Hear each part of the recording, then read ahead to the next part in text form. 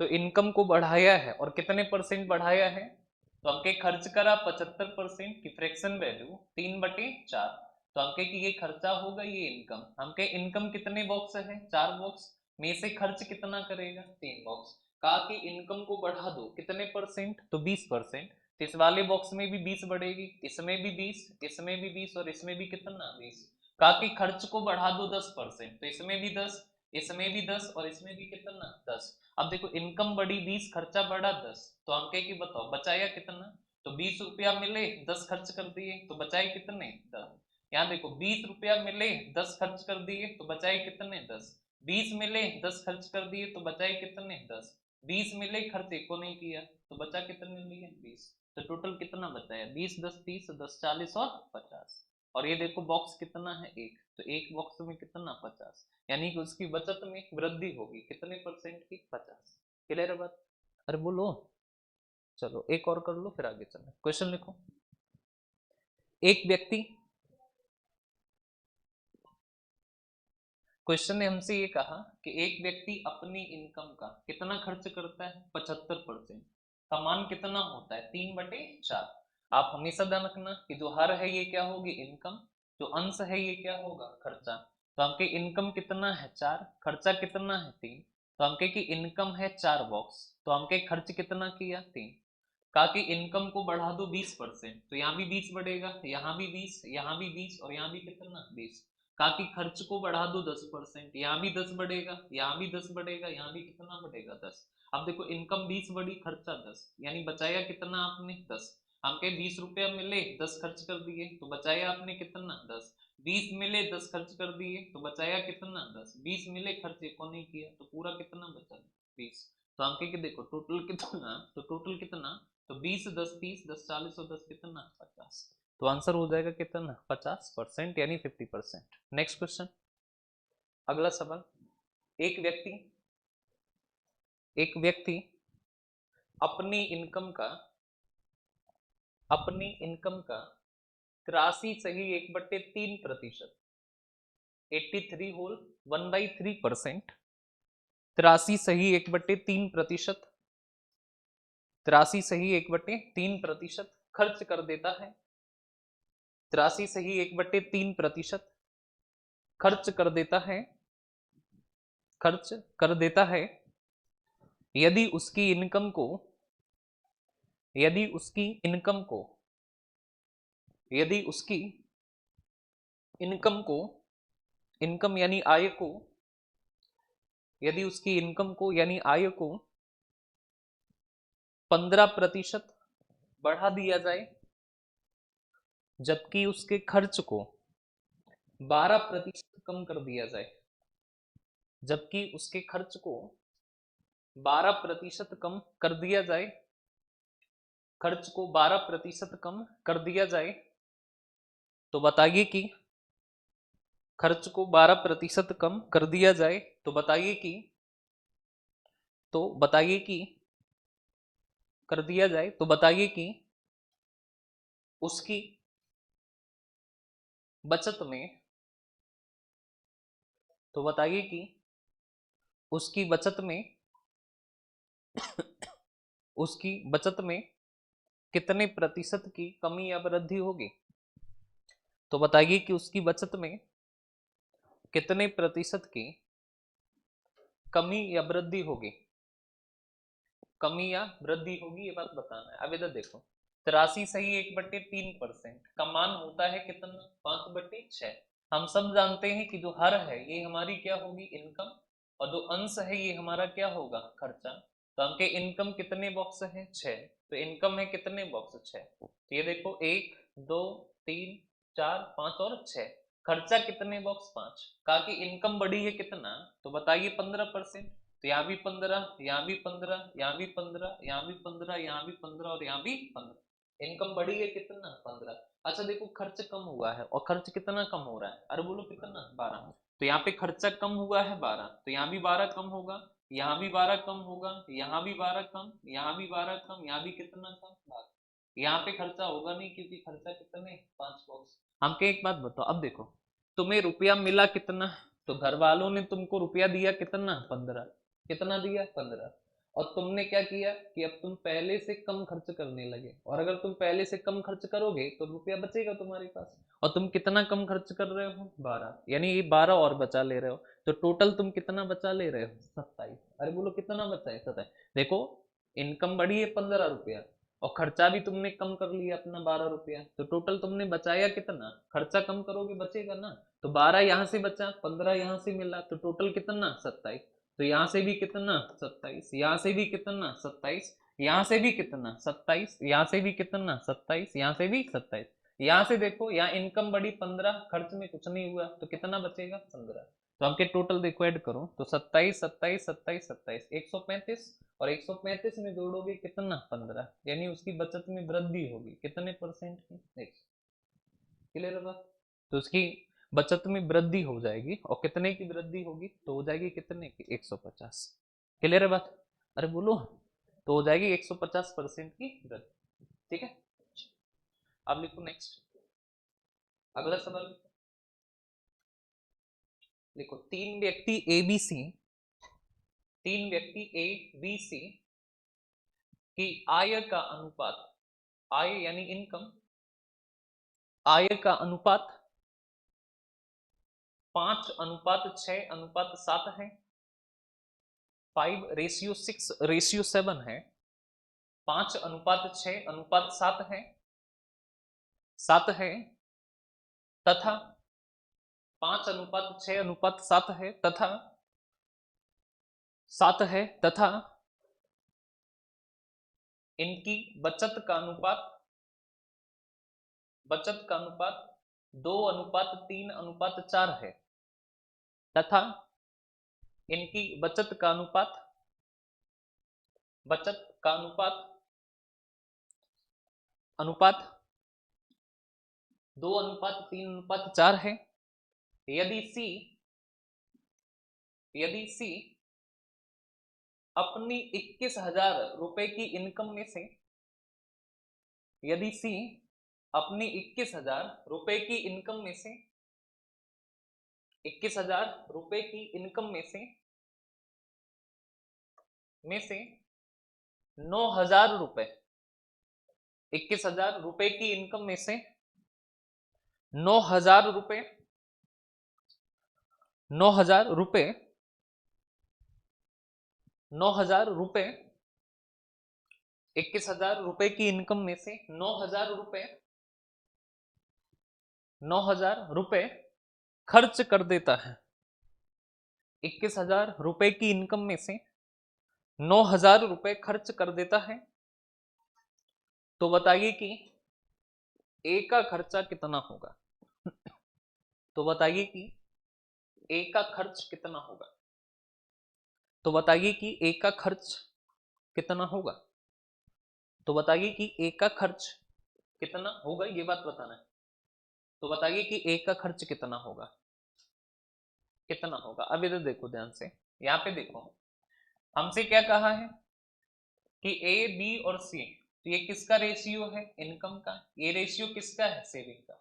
मतलब कि यहां से सबकी क्या आएगी, इनकम, और यहां से सबकी क्या आएगी, सेविंग।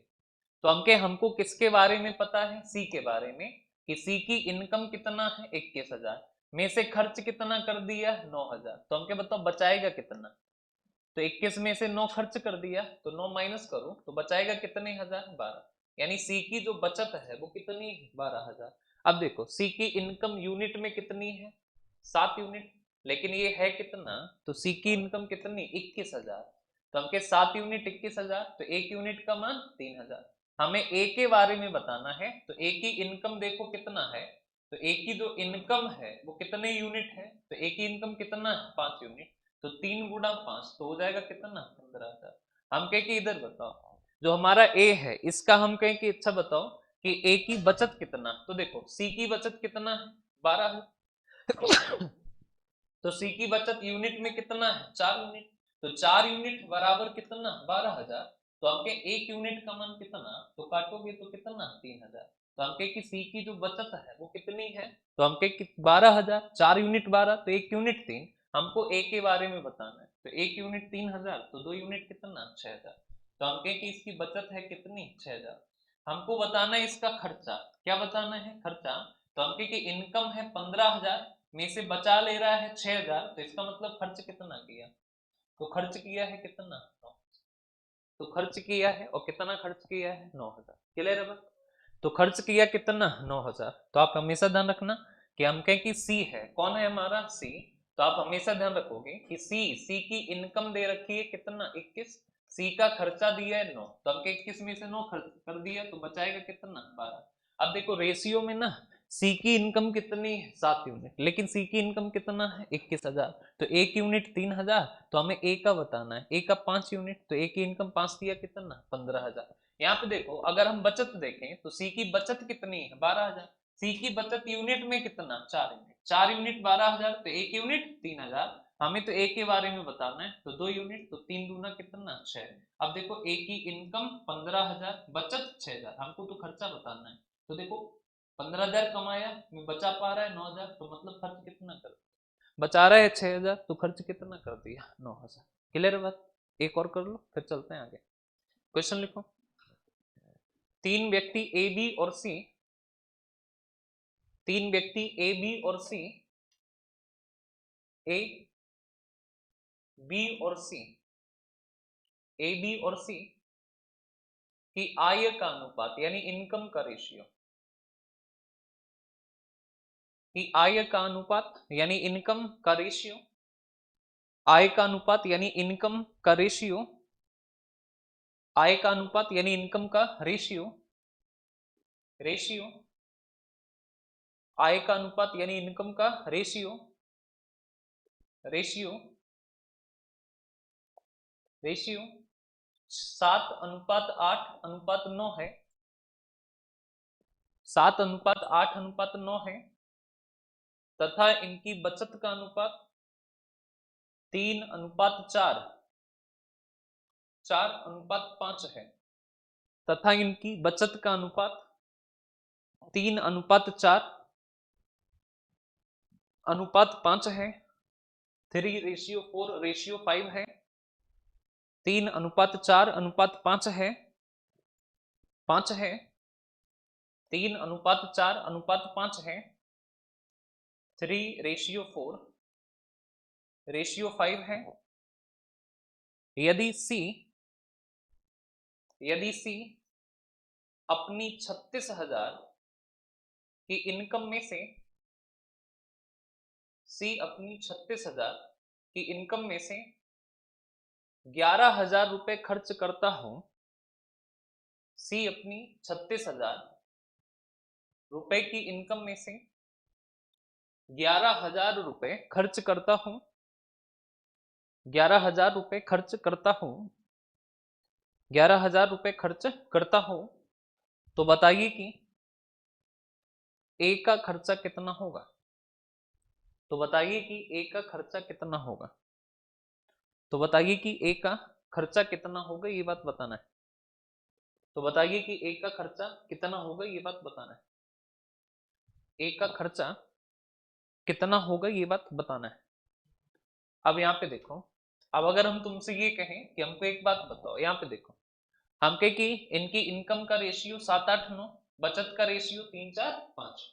अब यहाँ पे देखो ध्यान से, तो हमके इनकम का रेशियो हमें पता है, बचत का पता है। तो देखो सी के बारे में बताया है, तो सी की इनकम कितनी? 36,000, खर्चा कितना? 11,000, तो हमके बचत कितना होगी?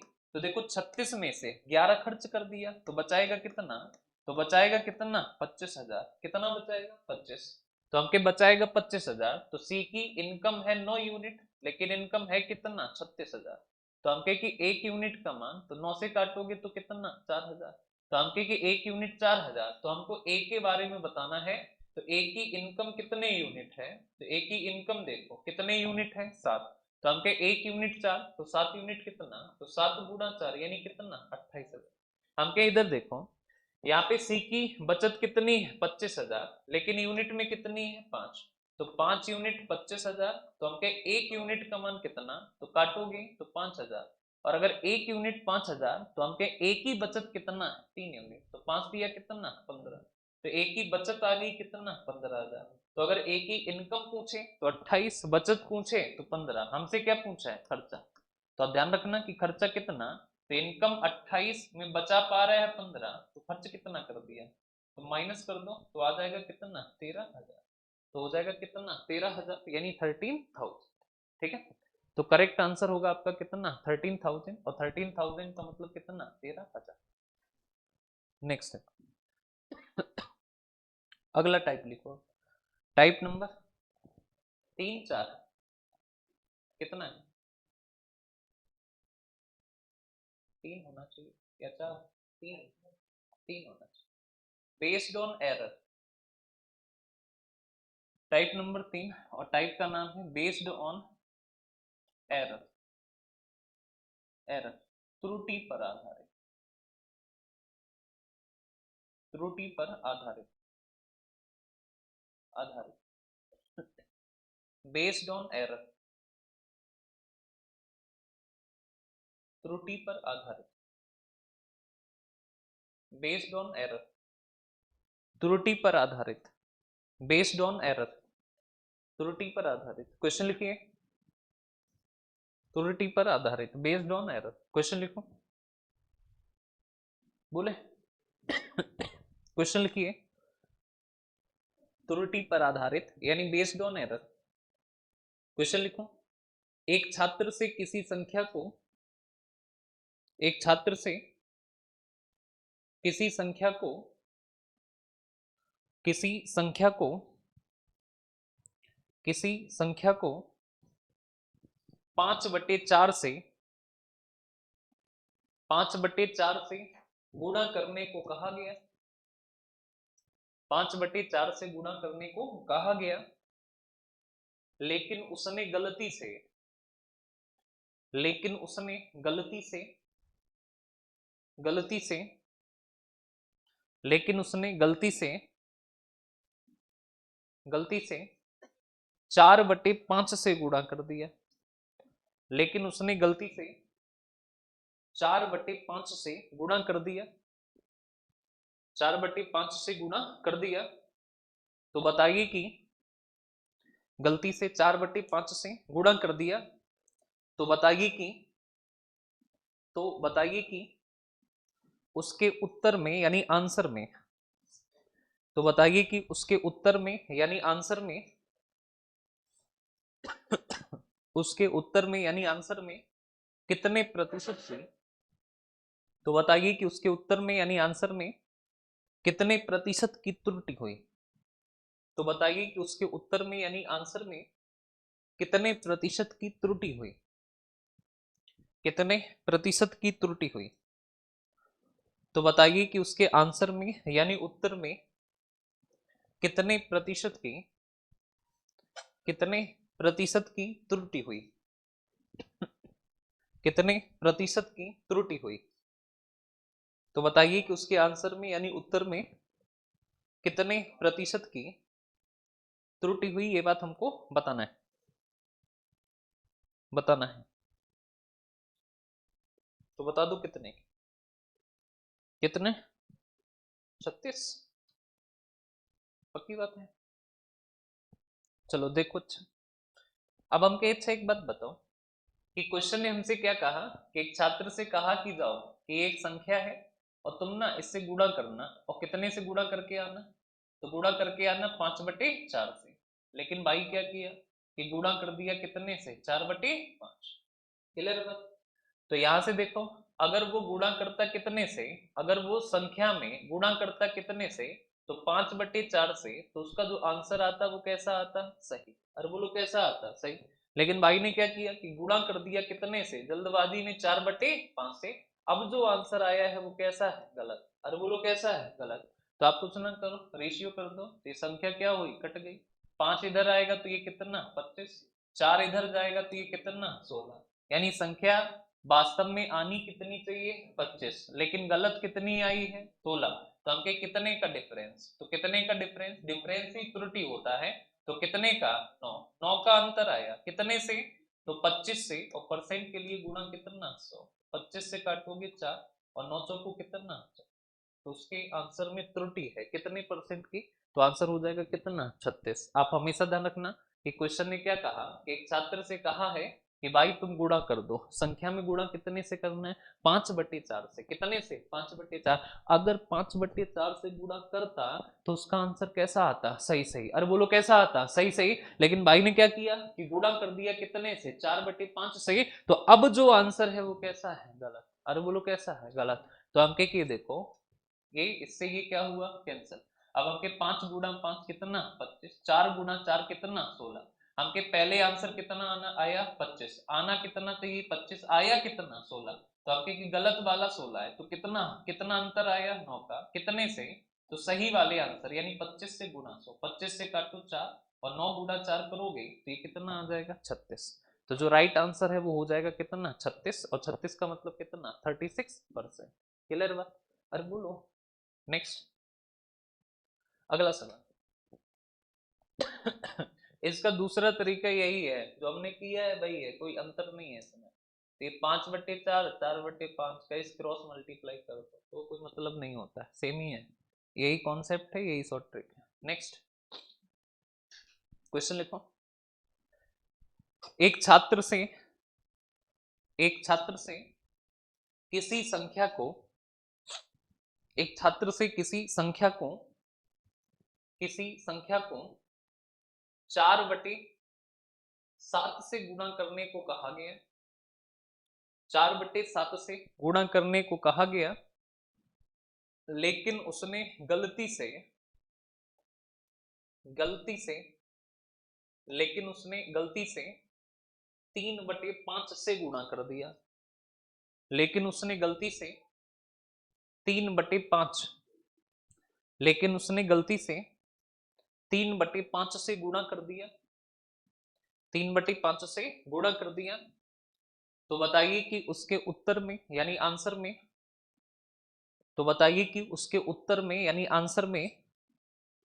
कितने प्रतिशत की तो बताइए कि उसके उत्तर में यानी आंसर में कितने प्रतिशत की त्रुटि हुई।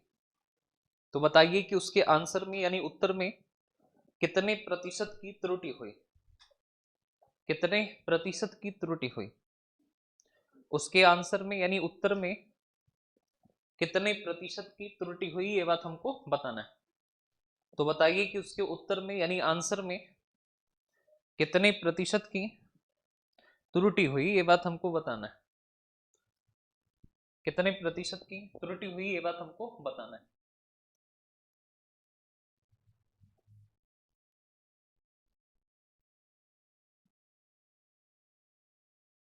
कितने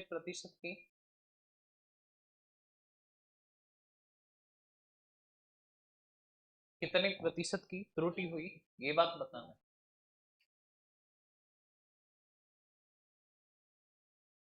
त्रुटि हुई, ये बात बताना है। हो गया, हो गया। अब देखो इधर, अब हमेशा ध्यान रखना, और हमेशा क्या ध्यान रखोगे, तो एक ही बात ध्यान रखना। और ध्यान क्या रखोगे कि देखो संख्या कितना, तो मान लो n है, का की गुणा कराओ कितने से, 4/7। अगर गुणा करते तो आंसर कैसा आता, सही आता। अरे बोलो आता ना सही। लेकिन भाई ने क्या किया कि गुणा किया कितने से, 3/5। यानी अब जो आंसर आया है ये आंसर कैसा है, गलत। अरे बोलो कैसा है, गलत। तो हमके रेशियो कर दो, तो n से n क्या हो जाएगा, कैंसिल। 5 इधर आएगा तो 5 को 20, 7 या 21। आंसर आना चाहिए था 20, आया कितना, 21। कितने की गलती है, एक की। कितने से, 20 से। और परसेंट के लिए गुणा कितना, 100। तो काटोगे तो ये कितना आ जाए, कितना आ जाए, 5। नेक्स्ट क्वेश्चन, अगला सवाल। एक छात्र से किसी संख्या को 10/11 से 10/11 से गुणा करने को कहा गया। 10/11 से गुणा करने को कहा गया, लेकिन उसने गलती से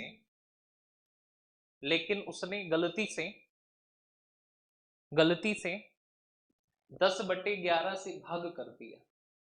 लेकिन उसने गलती से 10/11 से भाग कर दिया यानी डिवाइड कर दिया। गलती से 10/11 से भाग कर दिया यानी डिवाइड कर दिया। तो बताइए कि उसके आंसर में, उत्तर में कितने प्रतिशत की त्रुटि हुई। तो बताइए कि उसके आंसर में यानी उत्तर में कितने प्रतिशत की, आंसर में यानी उत्तर में कितने प्रतिशत की, त्रुटि हुई। तो बताइए कि उसके आंसर में यानी उत्तर में कितने प्रतिशत की त्रुटि हुई, कितने प्रतिशत की त्रुटि हुई ये बात बताना है। कितने प्रतिशत की त्रुटि हुई ये बात हमको बताना है। ठीक है, तो बताइए कि उसके आंसर में कितने प्रतिशत की त्रुटि हुई ये बात हमको बताना है। ठीक है, चलो देखो क्वेश्चन, कितने प्रतिशत की त्रुटि हुई ये बात हमको बताना है। अब देखो इधर, अब अगर हम तुमसे ये कहें कि हमको एक बात बताओ कि गुणा कितने से करना था, तो 10/11, लेकिन गुणा करना था 10/11 से, लेकिन उसने क्या किया, इस संख्या को डिवाइड कर दिया कितने से, 10/11 से। तो यहाँ से आंसर सही आता, लेकिन भाई का यहाँ से आंसर कैसा आया है, गलत। तो हम कहें एक बात बताओ कि हम कहें ये डिवाइड है तो इसको मल्टीप्लाई में बदलें, ये 10/11 उल्टा हो जाएगा। तो हम कहें ये मल्टीप्लाई अगर कर दें तो हो जाएगा 11/10। रेशियो करो, एन से एन कैंसिल, 10 × 10 कितना, 100, 11 × 11 121, 100 से 121, तो हम कहें कि ज्यादा आया 21, कितने से, 100 से। परसेंट के लिए गुणा 100, तो उसके आंसर में गलती है, कितने परसेंट की। क्लियर है बात, अरे बोलो। चलो अब आओ इधर, इस वाले का आंसर बताओ, आंसर बताओ इसका। क्वेश्चन नंबर 33 का आंसर, क्वेश्चन नंबर 33 का आंसर है नहीं तुम्हारे पास, किसके किसके पास नहीं है सिर्फ।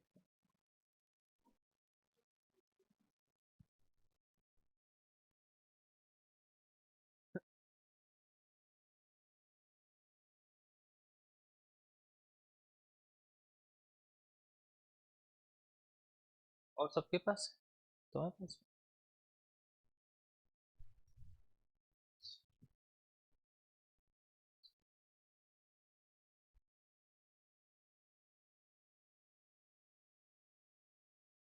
हाँ, कल से फंस, चलो ये बता।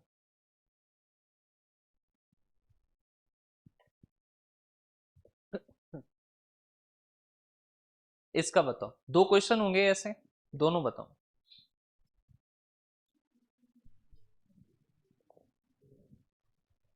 दोनों का आंसर बताना कितना होगा।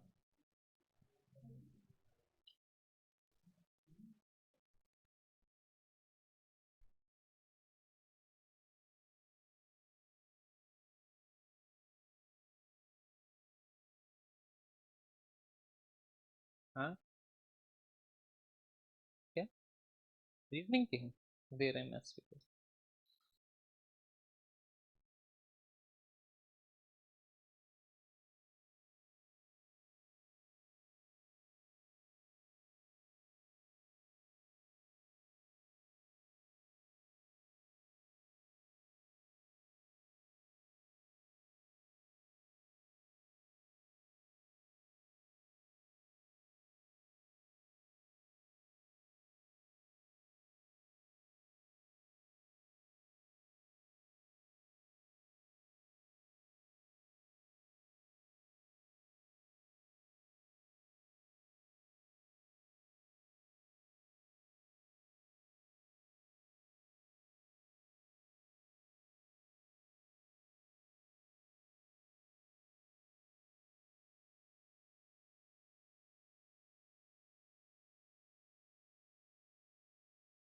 रीजनिंग है तुम्हारे पास, हो गया, कितना आया। ये हो जाएगा 25 से 9 16, 25 100 4 16 64, यही आएगा। नेक्स्ट, इसमें देखो, 49 36 13 49, तो लगभग 26 के समथिंग है। ठीक है, हो गए, चलो अब लिखो। अच्छा ये भी देख लो, ये भी एरर वाला है, इधर देखो, इसमें देखो देखो 45 डिग्री माप की कोण रचना करने को कहा गया, लेकिन कितने की कर दी? 45 डिग्री 27 मिनट। तो कहा कि 45 डिग्री बनाओ, लेकिन बना दी कितना? 45 डिग्री 27 मिनट। तो कितने की गलती है? 27 मिनट की। कितने से? 45 डिग्री से, और गुणा कितना? 100। अब देखो डिग्री को बदलना है मिनट में, तो 1 डिग्री में होते हैं कितने मिनट? 60। तो गुणा कितने से? 60। गुणा कितना? 100। 9 तिया 27, 9 पन्ना 45।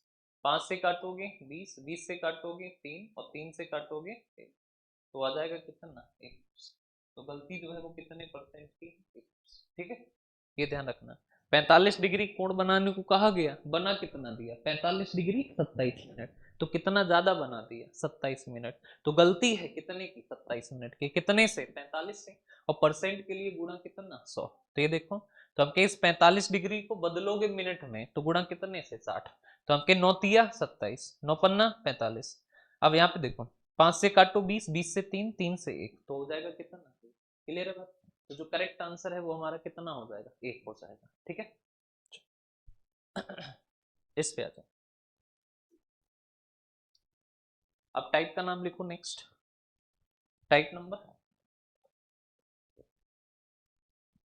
टाइप नंबर कितना? 4। टाइप का नाम लिखो, बेस्ड ऑन स्टूडेंट फेल और pass. Type number 4, based on, based on student, student fail और पास। छात्रों के फेल पास पर आधारित, छात्रों के फेल पास पर आधारित, छात्रों के फेल पास पर आधारित, छात्रों के फेल पास पर आधारित, आधारित, छात्रों के फेल पास पर आधारित। क्वेश्चन लिखिए, छात्रों के फेल पास पर आधारित। क्वेश्चन लिखिए, बोले क्वेश्चन लिखो।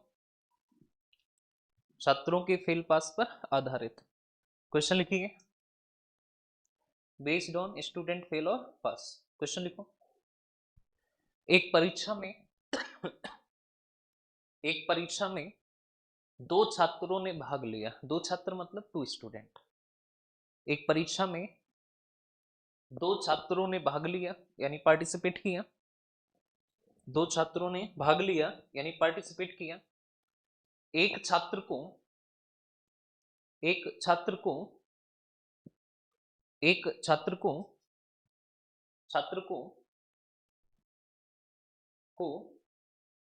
20% अंक प्राप्त हुए और वह 10 अंकों से फेल हो गया।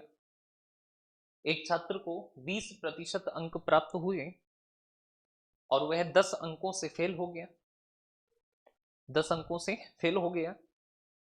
जबकि एक दूसरे छात्र को जबकि एक दूसरे छात्र को 25% अंक प्राप्त हुए। जबकि एक दूसरे छात्र को 25% अंक प्राप्त हुए और वह और वह न्यूनतम पास होने वाले अंकों से और वह न्यूनतम पास होने वाले अंकों से न्यूनतम पास होने वाले अंकों से 10 अंक अधिक पा गया। न्यूनतम पास होने वाले अंकों से 10 अंक अधिक पा गया, 10 अंक अधिक पा गया। तो बताइए कि न्यूनतम पास होने वाले अंकों से 10 अंक अधिक पा गया। तो बताइए कि तो बताइए कि परीक्षा का पूर्णांक क्या होगा? पहली बात, परीक्षा का पूर्णांक यानी मैक्सिमम मार्क्स, पूर्णांक क्या होगा? दूसरी बात, छात्रों के अंक क्या होंगे? छात्रों के अंक क्या होंगे? तीसरी बात, पास होने वाले अंक क्या होंगे? पास होने वाले अंक क्या होंगे? चौथी बात, पास होने वाले अंकों का, पास होने वाले अंकों का, अंकों का, अंकों का, अंकों का प्रतिशत क्या होगा, क्या होगा, पास होने वाले अंकों का प्रतिशत क्या होगा, ये बात बताना है। पास होने वाले अंकों का प्रतिशत क्या होगा, ये बात बताना है। पास होने वाले अंकों का प्रतिशत क्या होगा, ये बात बताना है। पास होने वाले अंकों का प्रतिशत क्या होगा, ये बात हमको बताना है। प्रतिशत क्या होगा, ये बात हमको बताना है। पास होने वाले अंकों का प्रतिशत क्या होगा, ये बात हमको बताना है। ठीक है, अब देखो इधर, इधर ध्यान से देखो। अब हम कह कि यहाँ पे देखो, हम कह कि पूर्णांक, इधर छात्रों के अंक, पास होने वाले अंक और पास होने वाले अंकों का प्रतिशत, यही चार बातें पूछी जाती हैं। एक समझ लो, अगला खुद करना। देखो अच्छा, हमसे ये कहा है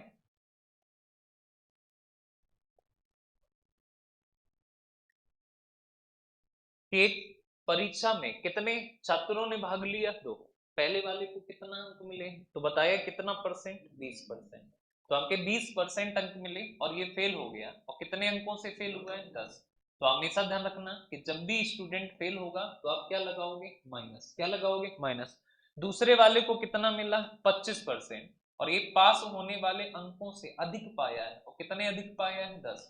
तो जब भी ये अधिक नंबर पाएगा तो आप हमेशा क्या लगाओगे, प्लस। आप हमेशा ध्यान रखना कि जब भी कम नंबर पाओगे, जब भी फेल होगे तो तुम क्या लगाओगे, माइनस। जब भी ज्यादा नंबर पाओगे तो हमेशा क्या लगाओगे, प्लस। अरे बोलो क्या लगाओगे, प्लस। अब हम कहें कि एक बात देखो, ये देखो 20% से कितना हुआ, 25%। तो हम कहें ये बढ़ा है कितने परसेंट, 5। हम कहें परसेंट में तो 5% बढ़ा, लेकिन नंबर में देखो -10 था और हो गया कितना, +10। -10 से +10, तो हम कहें कि कितना बढ़ा। तो देखो पहले -10 से कहाँ आएगा, 0, तो कितना बढ़ा, 10। फिर 0 से कहाँ पहुंचा है, 10, तो कितना और बढ़ा, 10। देखो 0 यहाँ होता है, ये -10 यहाँ पे है, तो यहाँ से यहाँ आएगा तो कितना बढ़ा, 10। फिर +10 तक पहुंचा, तो हमके और कितना बढ़ेगा, 10। तो टोटल कितना बढ़ा, 10 और 10, 20। तो हमके ये देखो परसेंट में तो 5% बढ़ा, लेकिन नंबर में कितना, 20। अरे बोलो कितना बढ़ा, 20 है। तो हमके कि 5% का मान कितना है, 20। तो हमके कि 1% का मान कितना होगा, तो 5 से काटोगे तो 1% का मान कितना, 4। और अगर 1% का मान 4 है तो हमके पूर्णांक 100%, तो गुणा करोगे कितने से, 100 से। तो 4 गुणा 100, तो ये हो जाएगा कितना, 400। तो जो करेक्ट आंसर है वो कितना हो जाएगा, 400। क्लियर है बात। तो जो राइट आंसर है वो हमारा कितना हो जाएगा, 400। और 400 का मतलब होता है कितना, 400। क्लियर है बात। अरे बोलो, तो राइट आंसर कितना हो जाएगा, 400 हो जाएगा ना। एक बार फिर से देख लो, पहले वाले को कितना मिला, 20%। तो ये फेल है कितने नंबर से, 10। जब भी स्टूडेंट फेल होगा तो हम क्या लगाएंगे, माइनस। दूसरे वाले को कितना मिला, 25%, और ये पास होने से ज्यादा पाया है, कितने नंबर, 10। अरे बोलो कितना, 10। तो हम कह के देखो 20% से 25%, तो बढ़ा कितना है, 5।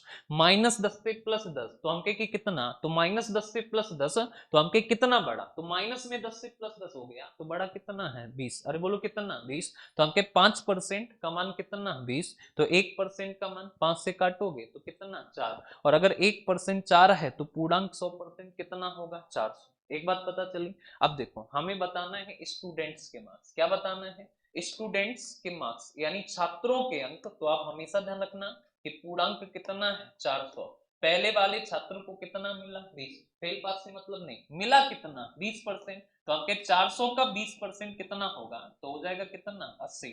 हमके दूसरे वाले को कितना मिला, तो मिला है कितना, 25%। तो हमके कि 400 का 25%, तो ये कितना हो जाएगा, कटाइए 2500 को कितना, 100। तो हमके पहले के नंबर होंगे 80 और दूसरे के कितना, 100। क्लियर बात। जब भी छात्रों के नंबर बताना हो तो कुछ नहीं करना है, जो पूर्णांक है उसका जितना है इसका उतना परसेंट निकाल दो, जितना है उसका उतना उतना परसेंट निकाल दो। इसमें फेल पास से मतलब नहीं है। क्लियर बात। अब देखो, अब हमको बताना है क्या, कि बताओ कि पास होने वाले अंक यानी पासिंग मार्क्स। क्या बताना है, पासिंग मार्क्स। अब हमेशा ध्यान रखना कि अगर आपको पासिंग मार्क्स बताने हैं तो आप किसी एक स्टूडेंट के नंबर लोगे। किसको लोगे? स्टूडेंट। हमने पहले वाले के ले लिए, पहले वाले स्टूडेंट के नंबर कितने? 80। जब इसको 80 नंबर मिले तो ये फेल कितने से? 10 से। अरे बोलो कितने? 10 से। तो हम क्या, अगर इसको 10 नंबर और मिल जाते तो ये हो जाता क्या? पास। यही है ना। देखो पहले वाले को मिले कितने? 80। जब 80 नंबर है तो ये फेल है कितने से? 10 से। तो हम क्या, अगर हम इसको 10 नंबर और दे दें तो ये क्या हो जाएगा? पास। तो पास होने वाले नंबर कितने हो जाएंगे? 90। क्लियर बात। अब बताना है पास होने वाले अंकों का प्रतिशत, यानी कि पासिंग परसेंट। क्या बताना है? Passing percent.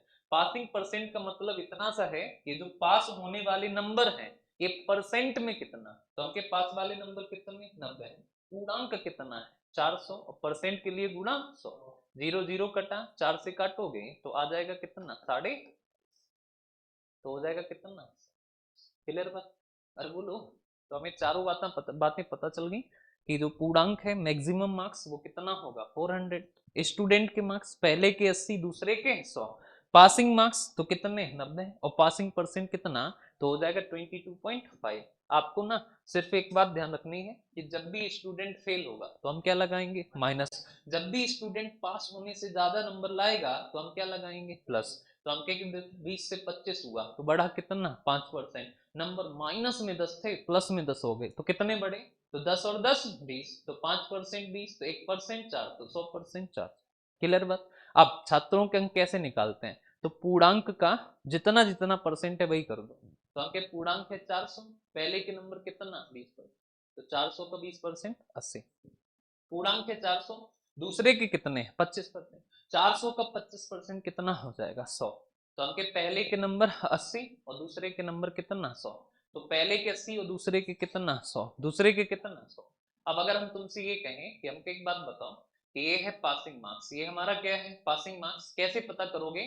तो पासिंग मार्क्स बताने के लिए किसी भी एक स्टूडेंट के नंबर ले लो। तो हमने इस वाले के ले लिए, इसके नंबर कितने हैं? तो हमके इस वाले के नंबर कितने हैं? 80। और जब इसको 80 नंबर मिले तो ये फेल है कितने से? 10 से। तो हमने 10 नंबर और दे दिए तो ये पास हो जाएगा। तो पास होने वाले नंबर कितने? 90। चाहे तो दूसरे के ले लेते हैं, दूसरे वाले के कितने? 100। और जब इसको 100 मिले तो ये पास होने से ज्यादा है कितने? 10। तो पास होने से ज्यादा है तो 100 में से 10 हटा दो तो बचेगा कितना? तब भी तब भी हमारा पासिंग मार्क्स कितना होगा? 90। हमको बताना है पासिंग परसेंट। पासिंग परसेंट का मतलब क्या होता है कि जो पासिंग मार्क्स है ये परसेंट में कितना, तो पासिंग मार्क्स 90 टोटल कितने में से? 400 में से परसेंट के लिए गुणा 100 डिवाइड करोगे तो आ जाएगा कितना? 22.5। क्वेश्चन लिखो। एक परीक्षा में एक परीक्षा में दो छात्रों ने भाग लिया यानी पार्टिसिपेट किया। एक परीक्षा में दो छात्रों ने भाग लिया यानी पार्टिसिपेट किया। दो छात्रों ने भाग लिया यानी पार्टिसिपेट किया। भाग लिया यानी पार्टिसिपेट किया। पार्टिसिपेट किया। एक छात्र को एक छात्र को पार्टिसिपेट किया। एक छात्र को पार्टिसिपेट किया। एक छात्र को एक छात्र को छात्र को एक छात्र को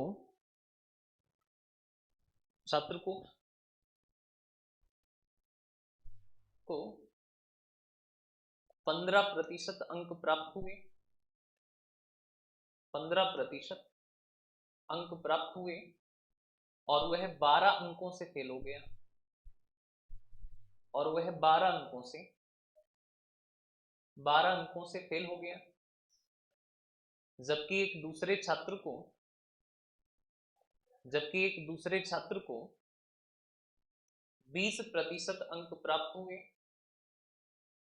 जबकि एक दूसरे छात्र को 20% अंक प्राप्त हुए और वह न्यूनतम पास होने वाले अंकों से न्यूनतम पास होने वाले अंकों से 13 अंक अधिक पा गया। 13 अंक अधिक पा गया। तो बताइए कि तो बताइए कि परीक्षा का पूर्णांक क्या होगा? परीक्षा का पूर्णांक क्या होगा? परीक्षा का पूर्णांक क्या होगा? तो बताइए कि परीक्षा का पूर्णांक क्या होगा तथा परीक्षा का पूर्णांक क्या होगा तथा परीक्षा का पूर्णांक क्या होगा तथा परीक्षा का पूर्णांक क्या होगा तथा छात्रों के अंक क्या होंगे? तो बताइए कि परीक्षा का पूर्णांक क्या होगा तथा पूर्णांक क्या होगा तथा छात्रों के अंक क्या होंगे? छात्रों के अंक क्या होंगे तथा पास होने वाले अंक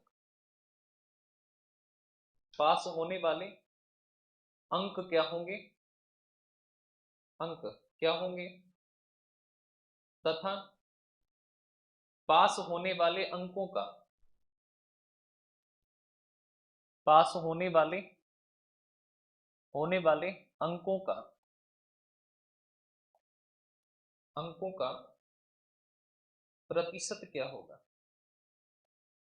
प्रतिशत क्या होगा? पास होने वाले अंकों का प्रतिशत क्या होगा? ये चारों बातें आपको बतानी है।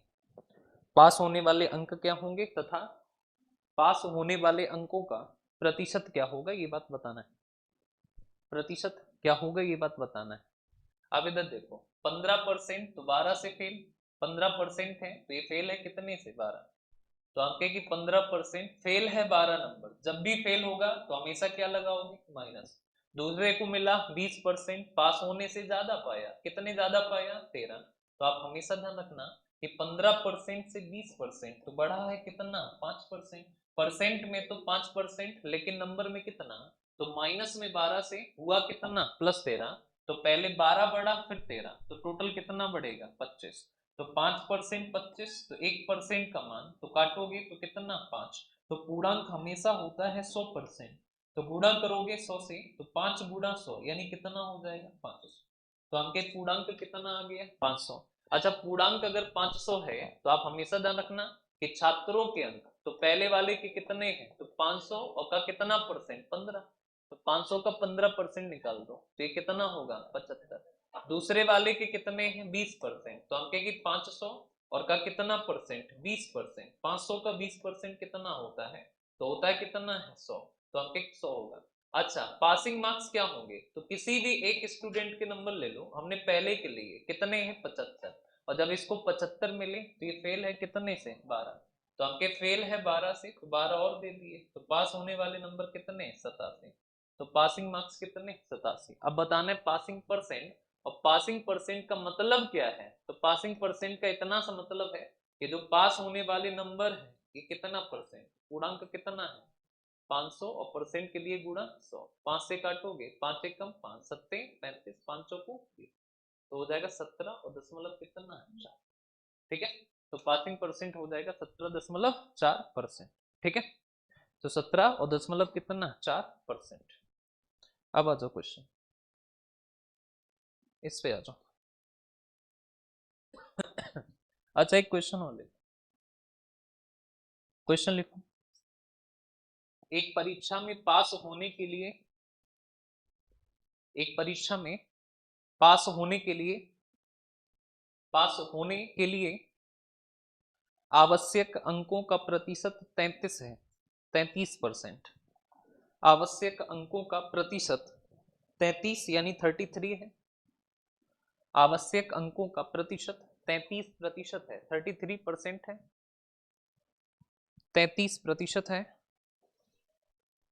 33% है, प्रतिशत है, 33% है, 33% है।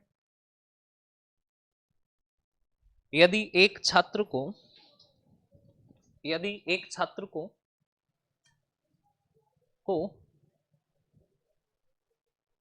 55 अंक प्राप्त हुए, एक छात्र को 55 यानी 55 अंक प्राप्त हुए और वह 14 अंकों से फेल हो गया। एक छात्र को 55 अंक प्राप्त हुए और वह 14 अंकों से फेल हो गया, 14 यानी 14, 14 अंकों से फेल हो गया। तो बताइए कि 14 अंकों से फेल हो गया, तो बताइए कि 14 अंकों से फेल हो गया, तो बताइए कि परीक्षा का पूर्णांक क्या होगा।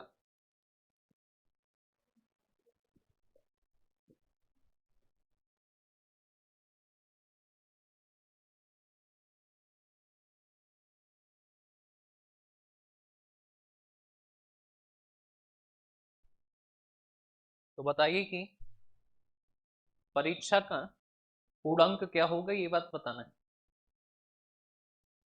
परीक्षा का पूर्णांक क्या होगा, ये बात बताना है।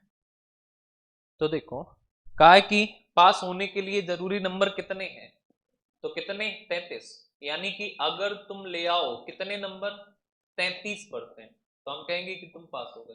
कितने नंबर ले आओ, 33। तुम गए, पेपर दिया खूब अच्छे से और नंबर ले आए कितने, 55। कितने ले आए, 55।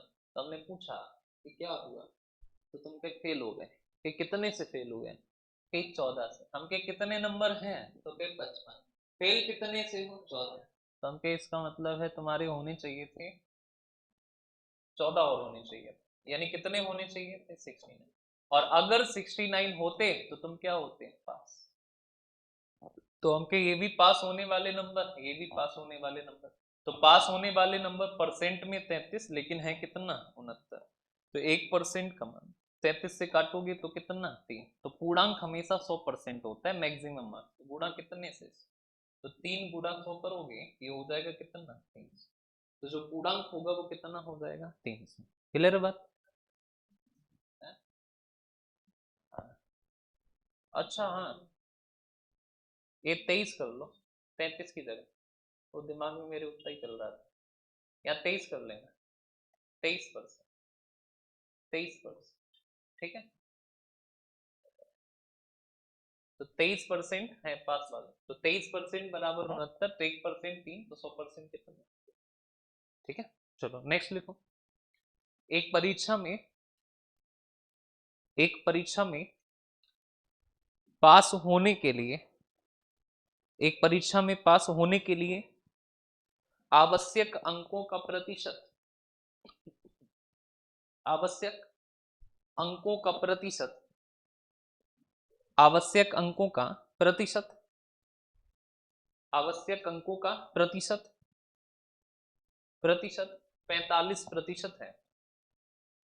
45%, 45% है। 45% है, 45% है, 45% है। एक छात्र को एक छात्र को 165 अंक प्राप्त हुए, 165, 165 अंक प्राप्त हुए और वह 15 अंकों से फेल हो गया, और वह 15 अंकों से फेल हो गया, 15 अंकों से फेल हो गया। तो बताइए कि 15 अंकों से फेल हो गया, तो बताइए कि तो बताइए कि बताइए कि परीक्षा का पूर्णांक क्या होगा। तो बताइए कि परीक्षा का पूर्णांक क्या होगा, पूर्णांक क्या होगा, तथा तो बताइए कि परीक्षा का पूर्णांक क्या होगा तथा छात्रों के अंक क्या होंगे। परीक्षा का पूर्णांक क्या होगा तथा छात्रों के अंक क्या होंगे। परीक्षा का पूर्णांक क्या होगा तथा छात्रों के अंक क्या होंगे। परीक्षा का पूर्णांक क्या होगा तथा छात्रों के अंक क्या होंगे। अब इधर ध्यान से देखो, हमके एक बात बताओ कि यहाँ पे देखो पास होने के लिए नंबर कितने चाहिए, 45%। उसके है नंबर कितने, 165, और फेल है कितने से, 15। तो 15 और दे दो तो ये पास हो जाएगा, और पास होने वाले नंबर कितने हो जाएंगे, 180। और पास होने वाले नंबर परसेंट में तो 45 है, लेकिन है कितना, 180। तो आपके 1% का मान, तो ये काटोगे 45 से तो कितना, 4। और 1% का मार्क 4, तो 100% का कितना, तो गुणा करोगे 100 से, ये हो जाएगा कितना 400। तो परीक्षा का पूर्णांक कितना होगा 400। क्लियर बात। अब इधर देखो क्वेश्चन पे, ये आप देखो, पास होने के लिए कितने नंबर अनिवार्य हैं 40%, उसे मिले कितने 220, और फेल है कितने से 20 से, तो 220 तो है ही लेकिन फिर भी फेल, तो हमके कितने से फेल, 20, हमके 20 बढ़वा देंगे अब, तो पास हो जाएगा कितने पे 240। तो हमके पास होने वाले नंबर परसेंट में तो 40, लेकिन कितना 240, तो 1% का मान 6, तो हमके पूर्णांक 100%, तो गुणा करोगे 100 से, तो हो जाएगा कितना 600, तो हमें यही पूर्णांक बताना था, ये हो जाएगा कितना 600, 600 का मतलब कितना 600, तो पूर्णांक हो जाएगा कितना 600 यानी 600। नेक्स्ट देखो, इस वाले पे आओ, क्वेश्चन ने हमसे क्या कहा है, तो बताया है, इधर देखो क्वेश्चन ने क्या बताया कि एक प्रतियोगी परीक्षा में 20% अंक प्राप्त होते हैं तो 30 अंकों से असफल है, तो हम केस को 20% मिले तो ये फेल है कितने से 30, फेल है तो क्या लगाओगे माइनस। कहा कि दूसरे को 32% मिले और ये पास होने से ज्यादा पाया है, कितने अंक 42, ज्यादा पाया है तो क्या लगाओगे प्लस, तो देखो 20 से 32 तो कितना बढ़ा 12%, माइनस 30 से 42, तो हमके 30 और 42 कितना बढ़ गया 72, कितना बढ़ा 72, तो 1% का मान, तो काटोगे तो कितना 6, तो हमके कि 100% का मान, तो हो जाएगा कितना, तो हो जाएगा कितना 600। अब देखो बताना क्या है, पूर्णांक तो बताना नहीं, बताना क्या है कि पास होने वाले अंकों का प्रतिशत, तो हम कहे कि पासिंग मार्क्स पता करो, तो पहले पहले किसी भी एक स्टूडेंट के नंबर पता करो, तो पूर्णांक है 600 और इसके नंबर कितने हैं 20%, तो हम कहे 600 का 20% कितना 120, तो हम कहे कि इसके नंबर है 120 और ये फेल कितने से है 30, तो हमने 30 और दे दिए, तो हमने इसको अगर 30, ये तो स्टूडेंट के नंबर है कितने 120, फेल है ये 30 से, तो हमने 30 नंबर और दे दिए, तो पास होने वाले अंक कितने आ गए 150। हमें बताना है पास होने वाले अंकों का प्रतिशत, तो पास होने वाले अंक 150 कितने में से 600 में से, और परसेंट के लिए गुणा 100, 0 0 कटा, 6 से काटोगे तो ये आ जाएगा कितना 25, तो पास होने वाले अंकों का जो प्रतिशत होगा वो कितना हो जाएगा, ठीक है। तो पास होने वाले अंकों का प्रतिशत कितना होगा 25। एक बार फिर से देख लो, पहले को कितना मिला 20%, फेल है कितने से 30, फेल है तो क्या लगाओगे माइनस, दूसरे को मिला 32%, पास होने से ज्यादा पाया है कितना 42, तो हमके 20 से 32 तो बड़ा कितना है 12, हमके माइनस 30 से प्लस 42 तो बड़ा कितना है 72, तो 12% 72, तो 1% कितना 6, तो हमके 100% गुणा 100 से तो कितना हुआ 600, तो हमके कि पूर्णांक आ गया कितना 600। तो हमके कि देखो अगर आपको बताना है पास होने वाले अंकों का प्रतिशत, तो पहले छात्र के अंक पता होने चाहिए, तो हमके पहले छात्र के अंक कितने हैं 20%, तो 600 का 20% कितना 120, जब इसके 120 हैं तो ये फेल है कितने से 30 से, तो हमने 30 नंबर और दे दिए तो ये पास हो, पास होने वाले अंक कितना 150, और पास होने वाले अंक हैं कितना 150, तो हमें परसेंट में बताना है, तो हमके 150 पूर्णांक कितना 600, परसेंट के लिए गुणा 100, 0 0 कटा, 6 से काटोगे तो कितना 25%। नेक्स्ट देखो क्या है,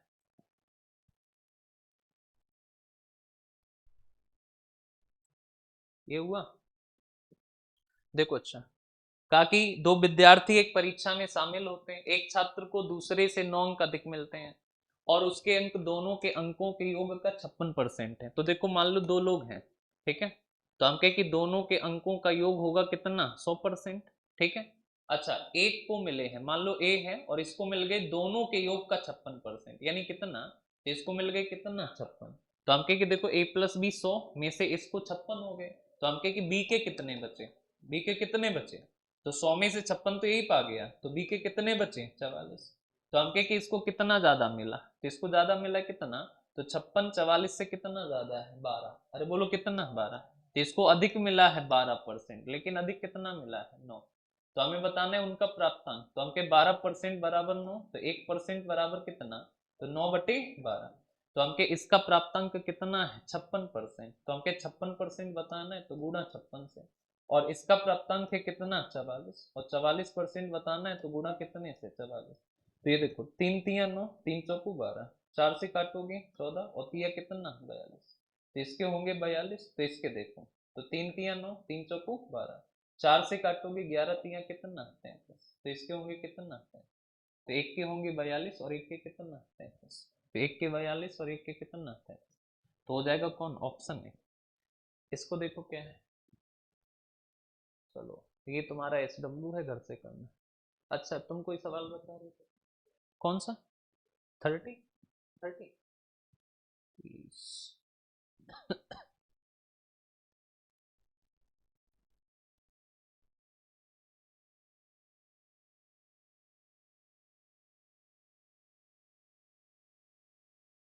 इसको और देख लो क्या है, कहा कि जब दो संख्याओं को, एक संख्या को दो भागों में इस प्रकार बांटा गया कि पहला भाग, तो मान लो पहला भाग ए है, पहले भाग का 80%, 80% का मतलब होता है 0.8, कितना होता है 0.8, 80%, दूसरे भाग के 60%, तो दूसरा भाग मान लो बी का 60% मतलब होता है 0.6, और से कितना अधिक है, तो ये अधिक है, और कितना अधिक है तो बताया कितना 3। फिर कहा कि दूसरे भाग का, फिर कहा है कि दूसरे भाग का 80% पहले भाग के 90% से, तो आपके दूसरा भाग मतलब कौन, बी का कितना 80%, 80% मतलब 0.8, पहला भाग यानी ए का 90% मतलब 0.9, और से अधिक है कितना 6, तो से अधिक है कितना 6, बस इसको सॉल्व कर लेना। तो इधर देखो, आप एक काम करो कि यहाँ पे देखो ए, और यहाँ पे भी क्या है ए, तो एक काम करो पहले तो दोनों तरफ 10 से गुणा कर दो, दोनों तरफ, इधर भी, तो ये पॉइंट हट जाएगा, तो ये हो जाएगा कितना, तो ये हो जाएगा 8 ही, और ये हो जाएगा कितना 6 भी, और ये 10 से गुणा करोगे तो ये कितना हो जाएगा 30, यहाँ से 8 भी 10 का गुणा, ये यहाँ से 9 ए, और ये 10 गुणा 6 कितना 7, क्लियर है बस, अरे बोलो कोई दिक्कत।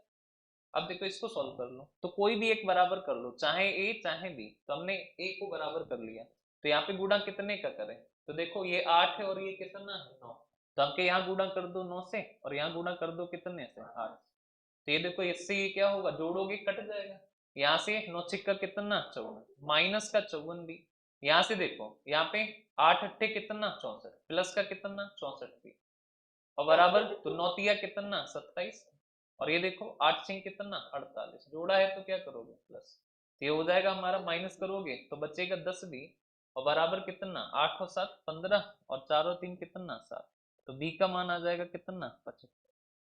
अब बी का मान आ गया तो ए का भी बता दो, तो कहीं भी रख दो, यहाँ रख दो बी का मान, तो 8 ए, और ये हो जाएगा 30, और ये 6 भी इधर आएगा प्लस, और बी का मान कितना है 75, तो हम कहें कि ये 8 ए 8 बी बराबर, ये गुणा करोगे तो ये हो जाएगा 6 सत्ते 42 6 पंजे 30 450, और में 30 जोड़ोगे 480, 8 से काटोगे तो कितना 7, तो बी का मान आ जाएगा कितना 7, बताना क्या है? तो बताने संख्या क्या होगी 75 60 हो जाएंगे। अच्छा ये ए का मान आया, ये ए है ना, तो ए का मान आया कितना 7, तो हो जाएगा 60 और 50, तो बताना क्या है? हाँ तो संख्या क्या है यही तो बताना है, तो ये संख्या के भाग है ना, संख्या थी उसका एक भाग आया है कितना 75, और एक भाग आया है कितना 60, तो संख्या कितना 135, तो संख्या हो जाएगी 135, 130, ठीक है, तो संख्या हो जाएगी 135।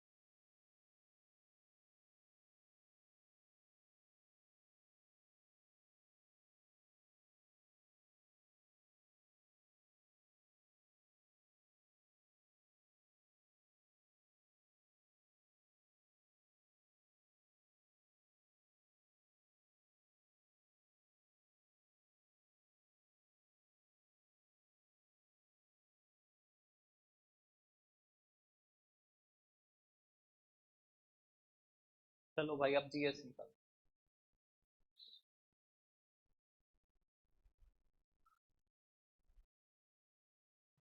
अच्छा अच्छा।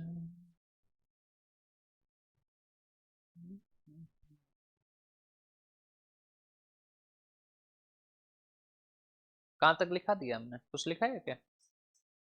है फ्रांसिस्को डी अल्मीडा हो गया। ठीक। अल्बुकर्क।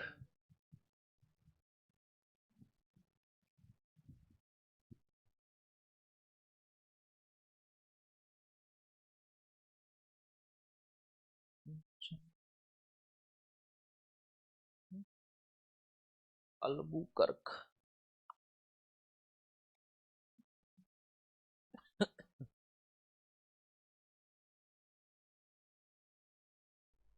चलो भाई देखो,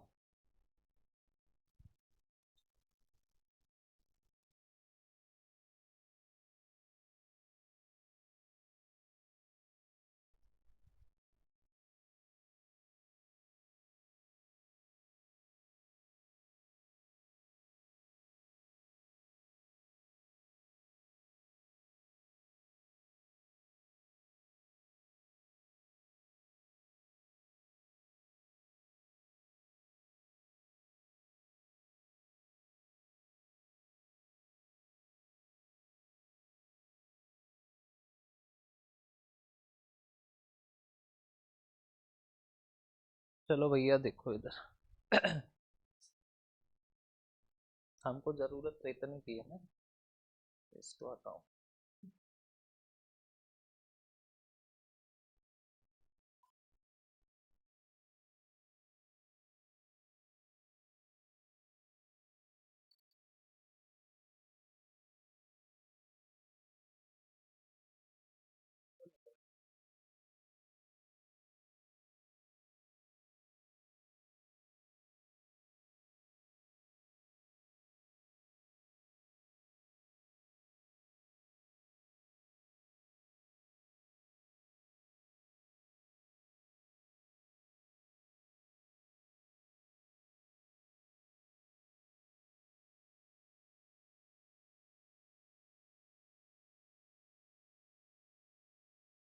तो भाई देखो अच्छा।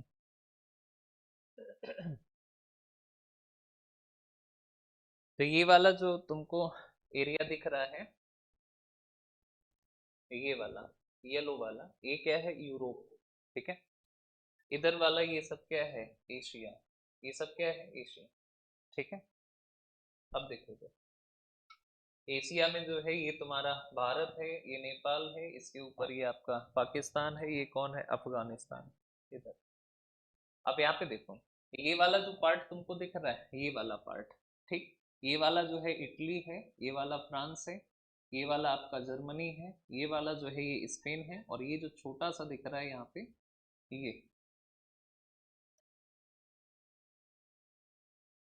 ये वाला पार्ट, यही वाला पार्ट कौन है? पुर्तगाल। तो ये है पुर्तगाल।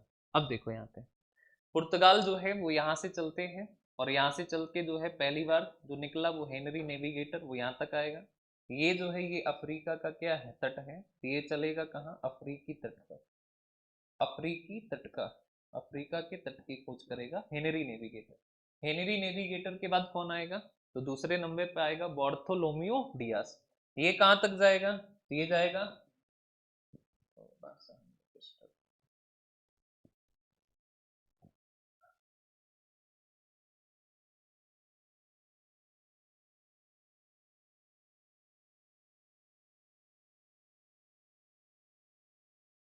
तो ये है आपका पुर्तगाल, ये है पुर्तगाल। यहाँ से पहले हेनरी नेविगेटर यहाँ तक, उसके बाद बार्थोलोमियो डिमास, वो जाएगा कहाँ तक? यहाँ तक। ये जो है ये साउथ अफ्रीका है, और ये साउथ अफ्रीका का निचला पॉइंट है, जिसको कहते हैं क्या? Cape of Good Hope. Cape of Good Hope, Good Hope, Good Hope. यहाँ तक चला जाएगा कौन? तो यहाँ तक जाएगा बार्थोलोमियो डियास। फिर तीसरा आदमी निकलेगा यहाँ से, कौन? ये निकलेगा कौन? Vasco D gamma. यहाँ होते हुए इस रास्ते से रास्ते में मिलेगा गुजराती व्यापारी और जिसका नाम है क्या, अब्दुल मानिक, और से लगते लगते ये पहुंचेगा यहाँ पे जो है ये क्या है, केरला। अच्छा, वास्को डिगामा किसकी व्यापार के लिए जा रहा है, तो इसको चाहिए क्या, मसाला, क्या चाहिए, मसाला। और ये उसी जगह पे पहुंचता है जहां मसाले सबसे अच्छे होते हैं, और वो जगह कौन सी है, केरल। ये हो सकता है कि या तो इत्तेफाक है या फिर हो सकता है कि ये रास्ते में कौन मिला है इसको, अब्दुल मानिक। उसने बताया कि भाई तुम सीधे जाओ, सीधे वहीं पहुंचे हो जहां से तुम्हें मसाला मिलना है। तो ये आ गया यहाँ पे कहाँ, केरल। ठीक, वास्को डिगामा आया। तो ये जो ईयर है ये हमारा कितना है, 1948। यहाँ से ये क्या करता है कि 60 गुना लाभ कमाता है। कितना लाभ कमाता है, 60 गुना। ये वापस जाता है तो 1500 में एक दूसरा पुर्तगाली जिसका नाम क्या है, पेड्रो अल्वारेज कैब्राल, वो वापस आता है कितने जहाजों के साथ, 13 जहाजों के साथ। ये जो है फिर से प्रॉफिट कमाता है, फिर दूसरी बार फिर से आ जाता है कौन, वास्को डिगामा। कब आता है, 1502 में। 1502 में आता है और व्यापार करता है, फिर से चला जाता है। और फिर एक तीसरा व्यापारी आता है जिसका नाम क्या है, अल्बुकर्क। क्या है, अल्बुकर्क। और अल्बुकर्क आता है, वो भी व्यापार करता है और व्यापार करके क्या होता है, चला जाता है। अब हुआ क्या ना, यहाँ पे जो है अगर व्यापार पुर्तगाली करेंगे तो जो दिक्कत है वो किसके लिए है, अरब के लिए। किसके लिए है, अरब व्यापारी। अरब व्यापारी पहले तो कुछ नहीं कहे, वास्को डिगामा आया, लेकिन अब तुम 13 जहाज ला रहे हो, फिर जो है पता चल रहा है कि अब जो है इनको यहाँ से व्यापार में नुकसान हो रहा है। अब इनको नुकसान हो रहा है तो यहाँ पे जो है ये अरेबियन सी है। अरेबियन सी यानी इस पर जो प्रभुत्व है वो किसका है, अरब का। अरब बोलो किसका है, अरब। अरब का ही, ठीक, आने दो, आपकी निकलने ही नहीं देंगे क्योंकि ये भारत है। ये कौन है, अरबियन सी। यहाँ से जो है, यहाँ से पुर्तगाली जाएं, अरब यहाँ से क्या करें, अटैक कर दें, और साथ इनका कौन दे दें, तो ये गुजरात वाले। कौन दे दें, गुजरात वाले। अब ये जो है परेशान हो गए। अब लेकिन इनके साथ दिक्कत क्या है कि यहाँ पे देखो, इस पर जो है कब्जा है किसका, तुर्क का। किसका कब्जा है, तुर्क का। इधर वाले जो रास्ते थे बंद हैं, इधर वाले सारे रास्ते क्या हैं, बंद हैं। यानी ये इधर से तो व्यापार कर नहीं सकते। अब इनके पास मजबूरी है, इनके पास क्या है, मजबूरी, कि इनको व्यापार करना है तो इधर से ही करना है। और ऊपर से जो है स्वाद लग गया क्योंकि प्रॉफिट क्या आ गया, बहुत ज्यादा। अब तो जो है किसी भी तरीके से करें, हम तो व्यापार करेंगे यहीं से। तो अब इन्होंने क्या करा, तो यहाँ पे एक व्यक्ति था जिसका नाम क्या है, डी अल्मीडा। क्या नाम है, डी अल्मीडा। De Almeida. अच्छा, पुर्तगाली उस टाइम जो है नौसेना में जो है माहिर थे। किसमें माहिर थे, नौसेना में। तो यहाँ से जो है ये नौसेना प्रमुख है जिसका नाम क्या है, डी अल्मीडा। और डी अल्मीडा को अब भेजा जाता है कहाँ, भारत, और कहा जाए कि तुम जाओ, और तुम जाओ, तुम पुर्तगाल के क्या कहलाओगे, गवर्नर। क्या कहलाओगे, गवर्नर। तो जो पहला पुर्तगाली गवर्नर है उसका नाम क्या है, डी अल्मीडा। डी अल्मीड़ा यहाँ पे आता है, कहता कि भाई देखो तुम भी व्यापार करना चाहते हो, किससे, अरब से। अरब के अलावा कौन है, मिस्र। मिस्र के अलावा कौन है, गुजराती। कौन है, गुजराती। तीनों लोगों को समझाता है कि भाई देखो हम भी व्यापार करने आए हैं, तुम भी व्यापार करने आए हो, लड़ाई झगड़ा मत करो। यानी कि कौन सी नीति अपनाता है, शांत जल नीति। कौन सी नीति, शांत जल नीति, यानी ब्लू वाटर पॉलिसी का इस्तेमाल करता है। क्यों, क्योंकि ये कहता है कि हम लड़ाई झगड़ा नहीं, और ये लड़ाई झगड़ा नहीं चाहते हैं। ये जो आए हैं पुर्तगाल से, ये कोई वो नहीं है, संत महात्मा नहीं है। संत महात्मा होते तो क्यों आ जाते हैं, क्योंकि पहले कोई वो थोड़ी ना था, जीपीएस थोड़ी ना लगा था कि भाई जाओ सीधा यहाँ पहुंच जाओगे। ये देखो पूरा समुद्री, पता ही नहीं इनको कहाँ जा रहे हैं, बस निकल गए कि भाई खोजेंगे तो कोई ना कोई मिल जाएगा। और पता नहीं कितने लोग यहाँ से निकले, रास्ते में समुद्र, समुद्र से आती है, यहाँ छोटा लग रहा है, ये बहुत दूर है, ठीक है। ठीक, और आदमी यहाँ से रिस्क, तुमसे भी कह दिया जाए कि जाओ, जाओ समुद्र में चले जाओ, चले जाओ, कि कहीं ना कहीं निकल जाना। कितने दिन का राशन लेके चलोगे, रिस्क पे निकलते थे। और रिस्क वही आदमी ले सकता है